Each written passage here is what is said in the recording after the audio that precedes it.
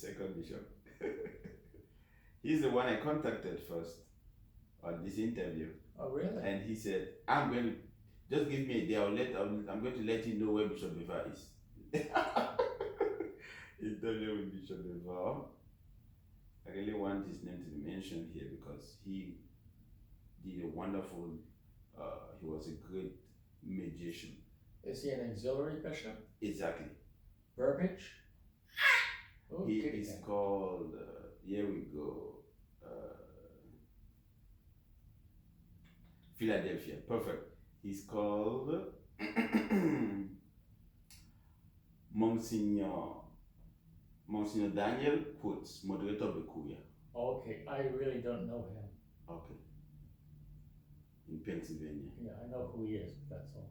So he was really. He's a lot younger than I. Exactly.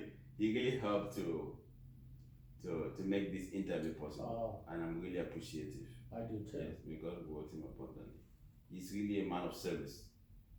Really a man of service. So I really want to read what he wrote to me. He said, George, this was on the 30th of November 2021 at 12:41. George, Bishop Bevard is staying with the Archbishop Court in Louisville. Bishop Bevard is open to a phone interview. You can set up a time for the call by working with Archbishop Courts. You can reach Archbishop Courts at, he gave me the email of Archbishop Court. So I'm really grateful to Monsignor Daniel Coates, who is listening to us. He's the moderator of the Courier and Vicar General of the Archdiocese of Philadelphia, for his great sense of service in making this possible. And to the Archbishop Joseph Coates, the Archbishop of Louisville, who mediated, who was there, the middleman. I'm really grateful to make this possible. So Bishop, you went to the seminary. Tell me about your life in the seminary in those days. And that was before Vatican II. Before Vatican II, right? Oh, yes. Wow. So very St. Charles was a very strict seminary. Okay. It was considered the West Point of seminaries. Wow. And you remember your rector? I liked it all right. It was fine with me because I was used to real military school. And I thought this was nothing compared to real military school where you have to march and. Can you imagine? And you did that for 7 years? Oh, yes. Wow. And not very well. So seminary life was good, philosophy. Oh, it was very good. I loved the seminary. Okay, theology, and then ordination. You were ordained, as I have it here, on May 20th, 1972. You were ordained a priest. And after that, you had so many functions. Can you tell me more about your priestly assignments? Well, I was always an assistant. See, in Philadelphia, every parish had, of course, a pastor, and usually 1, 2, or 3 assistants. So I had 6 years back to our course. Yeah.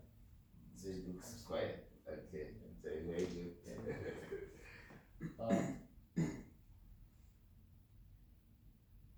So you were also an assistant in some parishes? Yeah, one after another. Yes. I had like 20 assignments in 20 years. Can you imagine? So every year you would change? And that was the system. I see. Because they didn't like the idea that you would get too comfortable in one place. And they wanted you to have many experience, which was a good idea. But I hated being changed. I didn't like it. Exactly, just after every year, when you haven't even had to go to the place, known people. So, but in any case, I survived it all. And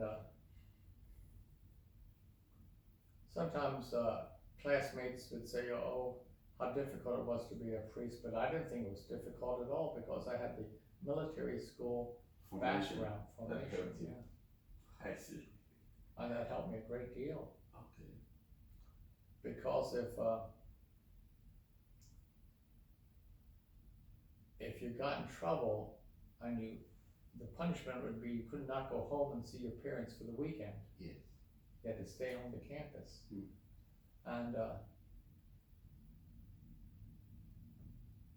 they'd say, well, don't, if you cried, they'd say, don't cry, the world's not going to come to an end. But I'd say, yeah, but I wish it would.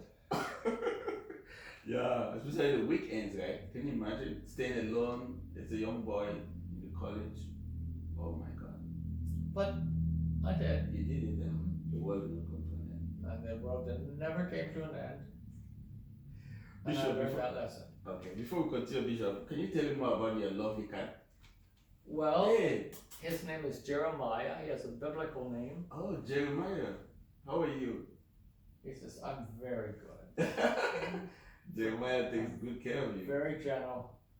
He loves me very much, although he doesn't obey anything. No? No, he's not obedient. But he loves you. He loves That's, me. that's yes. most important. And I love him. Okay. We didn't live on a farm, but we lived on the edge of town, so it was nearly the same thing as living on a farm. Okay. So I always had lots and lots of pets. Oh. I had chickens. Oh, did you? Did you eat them? No, they were pets. Oh, goodness. You never ate them. You just had them as pets. Interesting. You're welcome. Oh yeah, it's So you had chicken, you had cats, you had dogs. dogs and everything. Oh wow, interesting. So Bishop, you had a wonderful time as a priest. In fact, going through my research, I discovered that you were Episcopal vicar for the city's northern half Yes. for so many years, and that you were also before you were before you were appointed bishop, you were Monsignor. You were appointed Monsignor in 2003 by Pope John Paul II. 2003. Yes, it was Cardinal Regali. Oh no, Monsignor, that was Cardinal Bevilacqua. Tell me, oh, Bevilacqua, that's an Italian. Yeah. Bevilacqua, baby, drink water. Yes, drink Tell me water. more about that experience, that special, being made a Monsignor was Well, quite remarkable. Yeah, that was a big thing in Philadelphia. Okay. When a priest was made a Monsignor, that was a sign that he had arrived. Arrived where? Well, in importance and respect. Interesting. So, and for the parish. Okay. So, when the word came that I was to be made a Monsignor, the first person I called was Archbishop Kurtz, your classmates. Tell me more about Archbishop Kurtz. You have a very cordial relationship and long-lasting friendship. Oh yeah. Well, we were always friends in the seminary. Oh, okay. And oh yeah, when I was made a Monsignor, he was the first person I called. I remember I said, "Guess what, Joe? You're never," and he was already a Monsignor. Okay. I said, "I just found out I'm going to be made a Monsignor." What was his reaction? Oh, he was very nice, Okay. congratulatory. Oh, great. So it was just fine, Wow. and I enjoyed it all very much, all the celebrations, especially for the people. Okay. But one of the things was, I was the pastor of an African American parish. Exactly. That was what I got to know. You were before you were appointed bishop. You were in a parish that was ethnically diverse. Ethnically diverse with so many different nationalities. Well, kind of. Kind of. Okay. Yeah. Let's say there were 100 families. Oh. Wow. Well, if there were 100 families, 99 were black. Okay. One was Polish. Oh. So it was diverse in Okay. only the sense of the word diverse. I see. And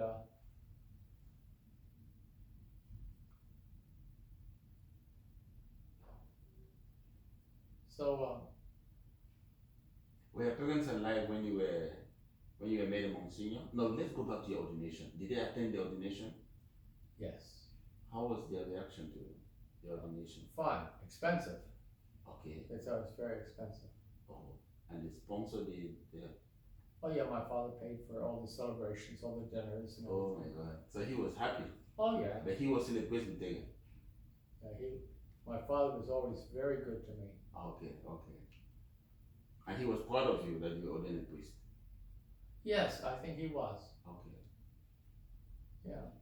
Then you became a Monsignor. He was there too, 2003. Yeah. Well, you see, I became a Monsignor. Yeah, Bishop. See, my memory's a little cloudy because that was with Cardinal Bevilacqua. Okay. Yeah, because from what I got from my research, you were a priest for 36 years before you were tapped to be bishop of St. Thomas. So for 36 years you worked in the Archdiocese of Philadelphia, vicar, episcopal vicar for the city's northern half, in this parish you're talking about, and so many other parishes. Tell me more about the appointment as a bishop. That was on the 7th of July 2008 when you were appointed bishop. Tell me about what happened. Who informed you? Oh, it was Cardinal Regali. Okay, he was a apostolic nuncio then. Yes. Okay. And he called me and he said, well, Herbie, he said, I have some news for you. I said, oh, Your Eminence, what's that? He said, you're going to be made a bishop. Oh. Huh? Oh, bishop. What was the reaction? Well, it took me a while to digest it, you know. But I was very happy. Okay. And of course, the pattern was you became an auxiliary bishop. Okay. And Philadelphia would have maybe four auxiliary bishops at once. Wow. So I thought I was going to be an auxiliary bishop. He said, oh no, you're not going to be an auxiliary. You're going to be a diocesan bishop of St. Thomas. Did he call the diocese? Yeah. He said, you know where St. Thomas is? Oh. What did you say? I said, no. Oh. He said, well, I know where it is. It's near Puerto Rico. Okay. So you went, did you take a map to check? I guess I did. I don't remember now. It's so many things all at once. Oh my God. I forget. Yeah. But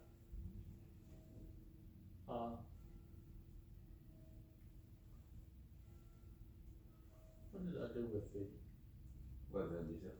hanky you took off? I took it. Oh, okay. Yes. You did another one? Yes, I knew. Okay, bishop.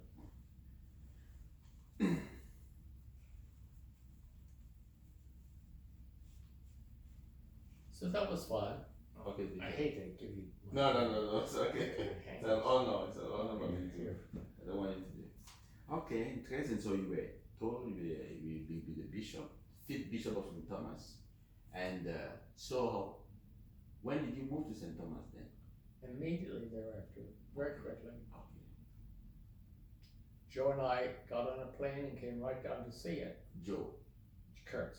Oh, you have always been together. Oh yeah. Oh, I love that. Dear viewers, I have the honor to conduct this interview in the Archbishop's house in Louisville.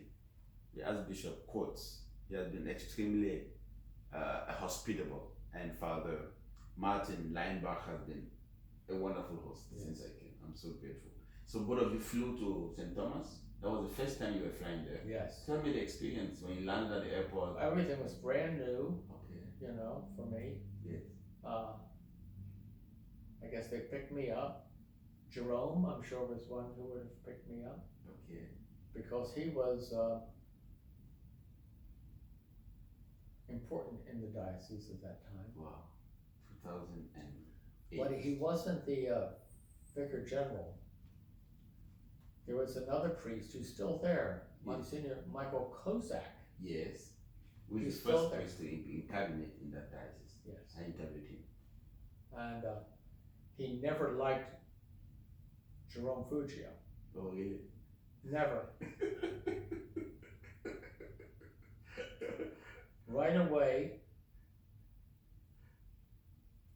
he told people, if you want to get along with the new bishop, Yeah. you have to talk French and you have to talk about money, because we didn't have any money at all to pay any bills. Ah, yes, there was The the bank- poorest diocese in the Yeah. United States.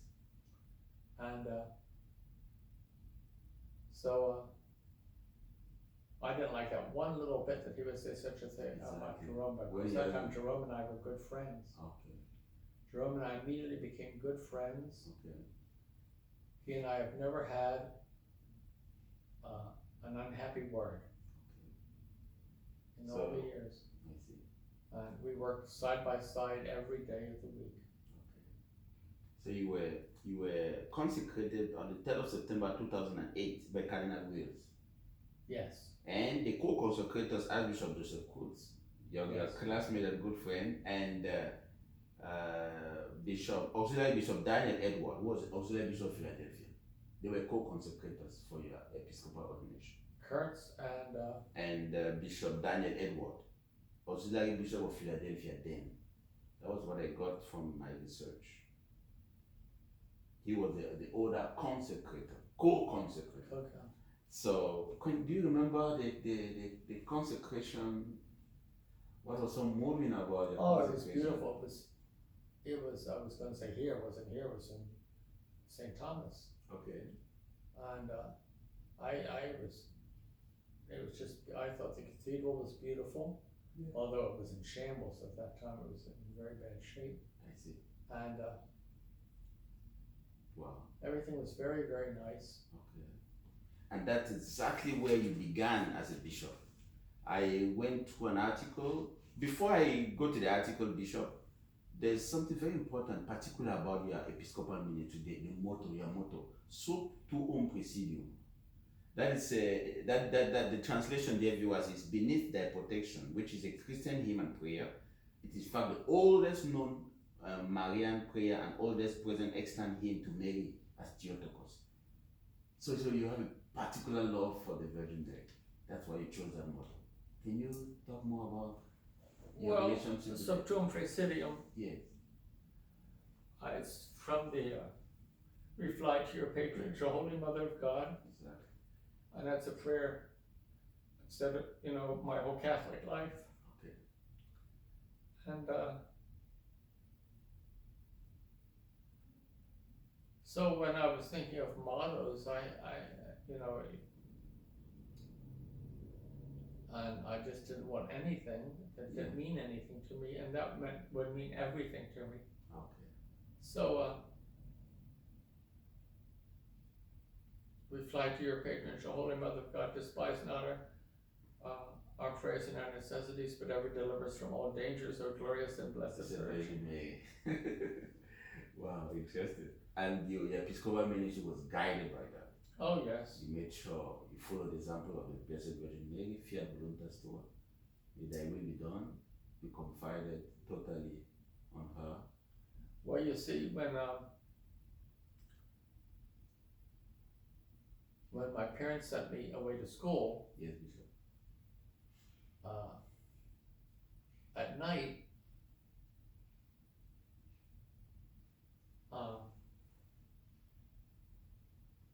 it was sad because lots of times, especially the newer boys would cry, they homesick. Oh. And but if you cried, the other boys picked on you, awful. Oh my God. So nobody dared cry. They dared not be heard crying. So I would choke it down, and I would say my prayers to the Blessed Mother. Okay. Wow. And ask her to help me. Yes. And she did. Wow. Jeremiah. Yes, Prophet Jeremiah. Interesting. So Bishop, I read a wonderful article written by I just told you Benetia Akin. Yes. Oh, Benetia Akin said the first thing that you're a very approachable person. Oh, she's very and nice. Many people told me that when I went to St. Thomas, Bishop Bevard was very approachable. You could easily meet him and speak with him.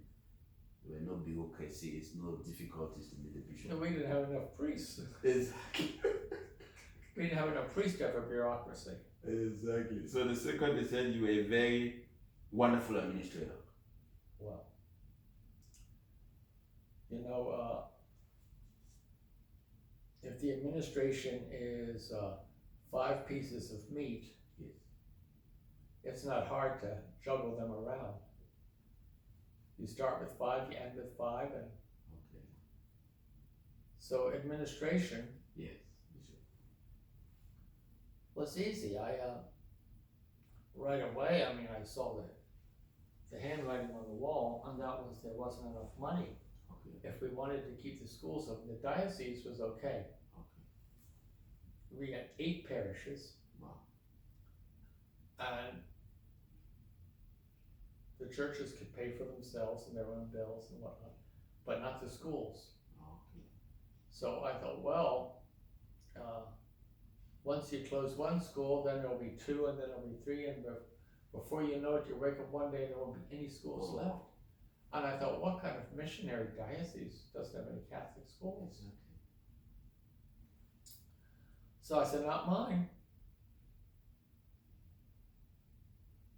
Yeah, because it was also noted that you did a lot on education. That's a legacy you left in St. Thomas, legacy of Catholic education. Well, I wouldn't close any Catholic schools, no matter what. That's very powerful, very powerful. No matter what, we had to keep all our schools open, Okay, and we did, wow. with the help of God and Mary. So you had many schools like St. Peter and Paul, the one in St. Thomas, and others. Well, yeah, we had Saints Peter and Paul, which was first grade through high school. Yes. We had Holy Family, Okay. which I think you stayed there. No, I visited. You I actually visited? lived in the bishop's house. Okay. But I visited that parish, so large. The Yes. Calvary, the hill, the hall, Columban Hall. Columbian Hall, and so beautiful. Yeah, a beautiful parish. Okay. And then there was a small school on St. John, Okay. and another school on St. Thomas was Saints Peter and Paul in a place called Mafali, Okay. and that was wealthier people, and that was a good school. Wow. Interesting. And then on St. Croix, we had, I think, 5 schools. Oh wow, that's great. St. Croix is really large Yes. and has a lot of land. And it was also noted that you were a good fundraiser. Because since it was a poor diocese, you had to raise funds from other areas to keep the diocese moving. Tell me more about that. Well, having been in Philadelphia for so long, I knew a lot of people who had become bishops. And so once I was there and I saw this financial situation, as a priest you can ignore it, it's somebody else's problem, but not as the bishop. I see. So I said, well, we have to develop means to keep the schools open, or they're closed. They won't stay open by themselves. Yeah. So I would write to different priests that I knew or different bishops, Okay. and I'd say, may I come into your diocese and give a mission appeal? So I would be here, for example, and I would preach a mission appeal in the cathedral one weekend. I'd speak at all the masses, and it turned out fine. We raised enough money to keep all the schools open. And I hear you always travel with the then Monsignor Feudjio. He was really your Oh, yeah, he was wonderful. your helper. Interesting. At first, we didn't travel together much Okay. because it was too expensive. Oh. The most expensive part of the trip would be the airline tickets. Okay. So we couldn't afford that, but eventually we could. Okay. And Monsignor Feudjio and I always got along just fine. Oh, happy to hear that. And the priest that you met, Monsignor Kozak, Yes. hated and still hates Monsignor Feudjio. Why? Jealousy, nothing but common jealousy. And I would say, well, just ask my mother. She would tell you how mean Yankees can be. He's a mean Yankee. But I interviewed him, and it looks like he has changed. Because in the trust him. interview, he said, "Well, we had been hoping that he would be Bishop Feudjio." That's a lie. He never once in his mind hoped that Feudjio would become a bishop, especially if it meant that he was not going to be a bishop. Okay. The idea of Feudjio becoming a bishop and him not being a bishop would have been, So let's pray. Let's hope that he no longer dislikes the bishop, Feudjio, let's hope so. Oh, Monsignor Jerome is very gentle in his opinions, Okay. but he knows Kozak. Okay. They have worked together for so many years. Many years. And Jerome knows all his tricks. He knows the language that he speaks. Okay. Not as well as I do. Yeah, because he has been with him more than you. He has been there since 1990. Yeah, And long you time. came in 2009. Yeah. Bishop, let's go to your legacies. You left a lot of legacies in St. Thomas. The first is the soup kitchen in Charlotte Amalie. The soup kitchen, which you made sure it was maintained so that the poor never go without food. You have a love for the poor. Yes, and there are so many poor people in Charlotte Amalia. Okay.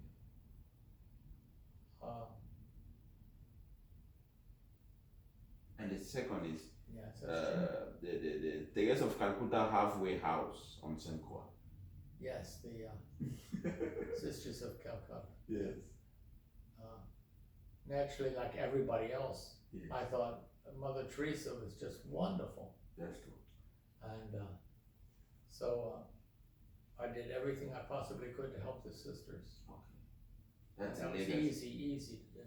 That's a legacy you left, which is quite remarkable. Another legacy, Bishop, is the special outreach to Haitian community in Bovoni, with center that includes a chapel, clothes assistance, and food bank. So you had a great love for the Haitians, the immigrants. Yes. Well, when they would come Yes. from Haiti, Yeah. it was very sad. Oh. And nobody cared. And most of them will come undocumented, right? Undocumented. Undocumented, no documents. They would arrive on boats, open boats in the middle of the night, Okay. and they had to get them off quickly Oh. because the police would come and arrest them, you know. So they would push these people, and they didn't know how to swim. Oh. So most of them would die in the water. A lot would die. Oh. I remember once they found a dead baby. Oh. So sad. So very sad. Oh. So, well, we couldn't allow that to happen, you know. So I would do anything I possibly could to help the people from Haiti. And you did something remarkable. The center that includes a chapel, a clothing assistant, and food bank for them, so they don't lack anything. I hope not. That's great. That was a great thing you did, Bishop. Well, it was my pleasure, Wow. and it was very easy. I had a lot of good help, I and see. Monsignor Jerome was very helpful. Okay, I see. And the expansion of the CCVI staff and activity on St. John, that's the legacy you left. Yes, there wasn't much Catholic Charities on St. John Okay, because the need was all tourists, all wealthy people. I see. So it was easy enough. I mean, they could see the need in front of them, Yeah. and all you had to do is point it out and point out ways to help. Okay. So the people were very good. They would rise to the occasion Mm-hmm. and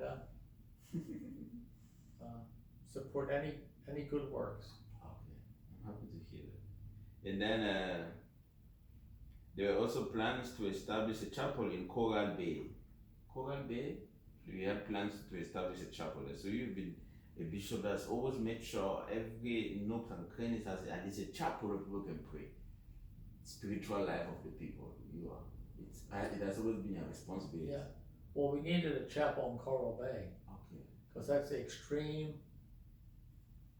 east end Okay. of the diocese, Wow.